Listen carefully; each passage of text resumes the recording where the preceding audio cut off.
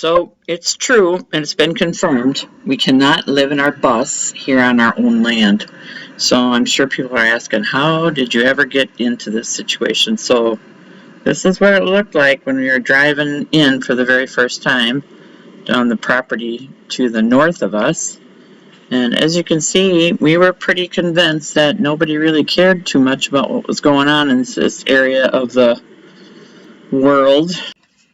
I did actually take this the other day, but it did look just like this as we drove up for the first time, and it still looks the same today. So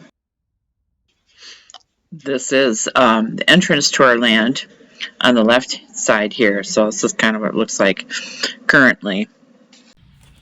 So in case you missed like previous videos, we're gonna go through quick and tell you how we ended up in this space in our lives. So first of all, we broke down.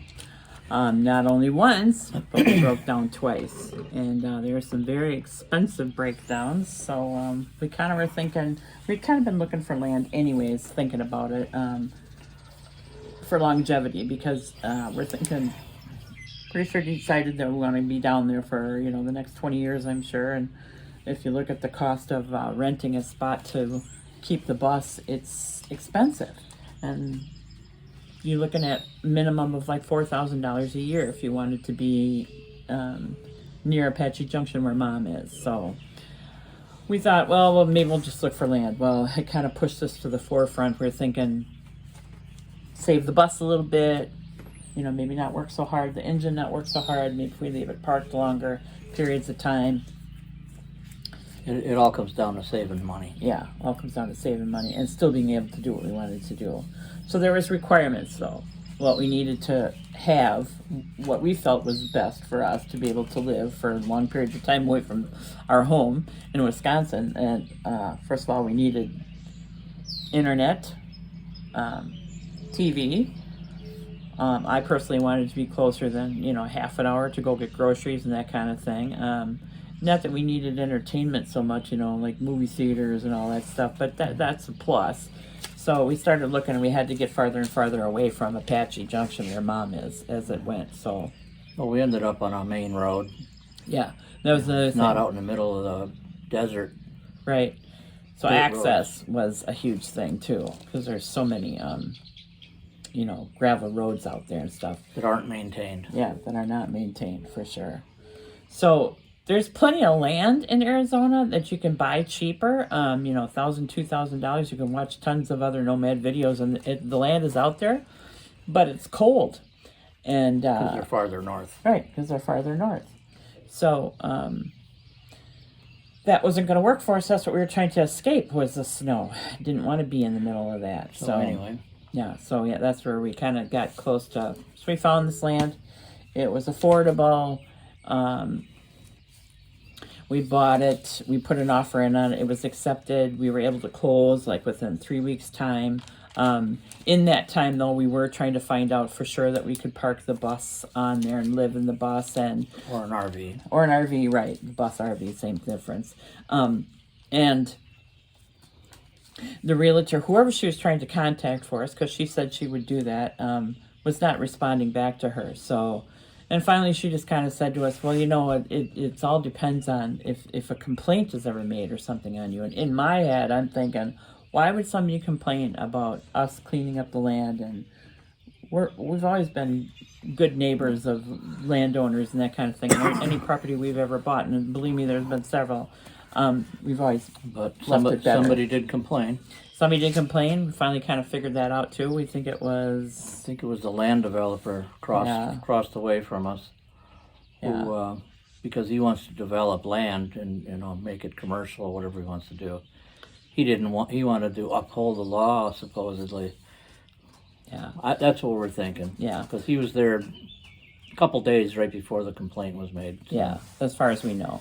And we actually found that out from our electrician. But after we bought the land and got on there, this is all later. After we bought the land and got on there and closed on it, we started doing all the things that you do. We found out about water. We called the electrician, got him out there. Scott found that septic system. There's videos on all this stuff too. Had it inspected. It turned out to be great. We put the fence up, did all this stuff, and then there was problems with the electric company who actually serviced our poles that were out there. Figured all that out. Again, videos, if you want to see them, they're out there. But come time to finally get all this stuff done, and now we're finally going to be able to, the electrician comes out there, and he goes to get the permit and tells us that he can't get a permit because we have to have a home on the land first. So we were kind of dumbstruck with that. And he's the one then who told us, oh, and you know, that somebody did complain about you guys. And we're like, So long story short, we can't get electricity on the property unless we have a home or a modular home or a mobile home. right. And So then we started looking for that, digging into that. then at that, if we did that, we would be able to put our RV on there. Yeah. So you can have a home, then you can even have a casita, and then you can have your RVs, you can have all that stuff, but you just have to have the home first. The other stuff can come into play whenever. So we can do what we want to do, we just have to do what they want to do first. So we went looking for the home situation. So where was I? So we're just trying to figure out a home. So we start looking for figured mobile home. We're only going to be here another month or so. Let's just see what's out there. So we go to look for a new mobile home, and mobile homes are everywhere in the state of Arizona. You would think that they would just be a plethora of them, but that did not turn out to be the case. No, that's the pandemic problem, the labor problem, the parts, inventory problem. They're a year and a half out from delivering a new one, so that's not an option. Craziness. Besides that, the price is ridiculous. It was ridiculous. $140,000, $120,000. It's like, In the meantime, it's getting really hot, so we moved to, because we don't have air unless we're plugged in, so we moved to an RV park.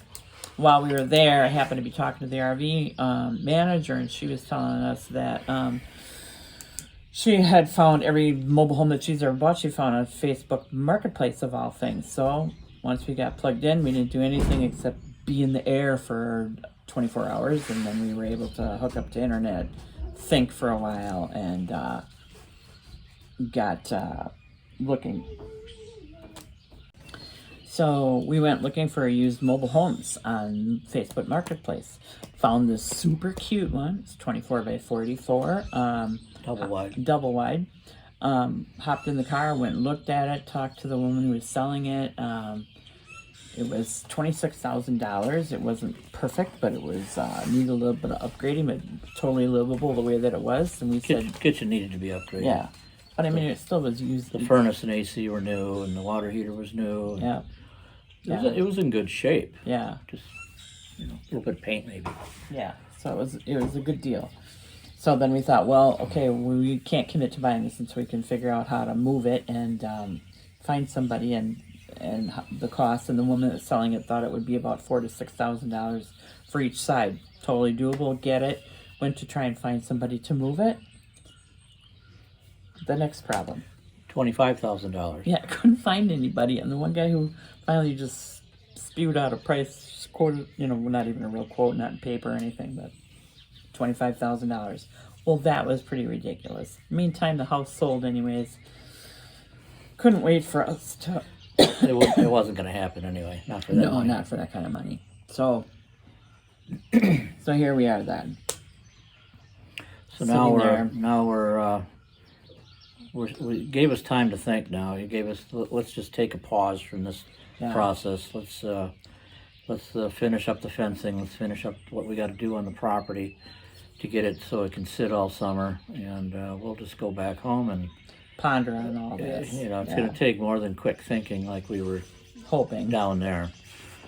So we've been pondering on it. We haven't come up with a solution yet. No. We've talked about going down there and building a small structure that we could add on to in the future. Yeah.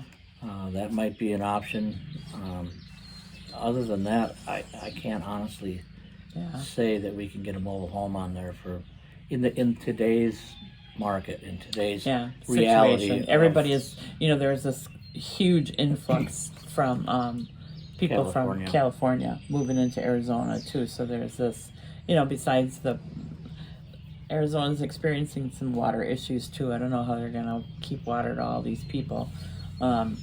We do know that we would have to haul water in down there too, so we've kind of got that figured out. But it is what it is as far as that's concerned. But we'll just see what happens. But so for right now, we're just going to let it be, take a rest from it. We'll show you some in the next videos. We'll show you finishing up the land, and then once we've finished up the land, putting the fencing on and cleaning it, being done with it for the time being. Then we took all of our mining tools, as Scott called them all, our shovels and picks and rakes and rakes, all that stuff, and we took it to Mom's in Apache Junction and stored it, filled up her shed.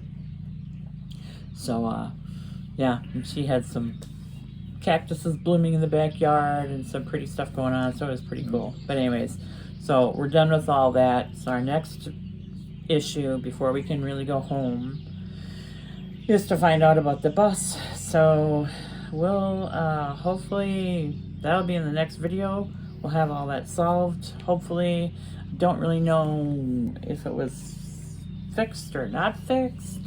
What are we talking about? The bus. Last issue with the bus. So we just got to have it looked at before we go home. I want to take it over there and have them look at it to make sure that the shift pattern was set up from when they installed it to begin with.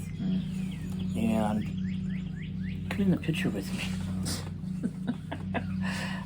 You're taking it in for what reason? We want to take it in one last time before we go home to have the transmission checked, just right? to make sure it's shifting properly. I wasn't sure if they reset that properly when they put the transmission in. So we just want to be sure because it still was running a little rough. We had a bunch of alarms going off still, and we just want to make sure everything was all good and fine. So that's in the next video though. So in the meantime, thanks for watching. Please subscribe if you haven't already. We really appreciate you guys. And leave us a comment. Love to hear what you're thinking. So, adios. Got our little gate in.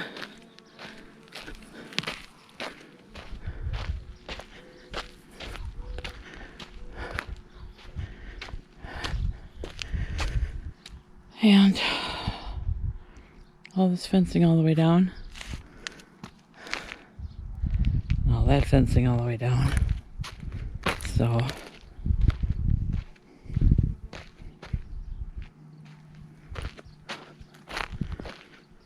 I don't know.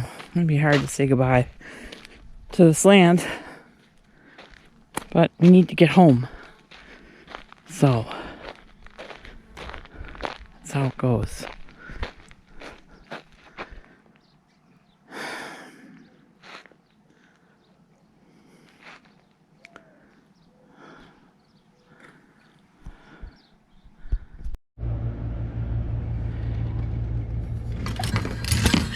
So we finished up the fencing at our land there, and we loaded up the car with all of our tools, and I had asked Mom if we could put them in her shed, which she said was okay, so we appreciated that for sure. But so drove all the way down there in our borrowed car and loaded up Mom's shed with all of our stuff. So we'll have to get down there soon next year so we can get it out of there so she can get her stuff out.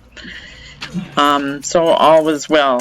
We also took some pictures of her beautiful cactuses between Esther and Mom that they had in the backyard. I'm sure those guys are never around long enough to see them flower, so it was pretty fun. I had to send them both pictures of that. So, alright, well, we're going to be heading out to have the bus checked out before we leave. And we're going to do that tomorrow. We have an appointment in Tucson. So, next video. Thanks for watching, you guys. Give you the other lowdown on the bus in the next video. See ya.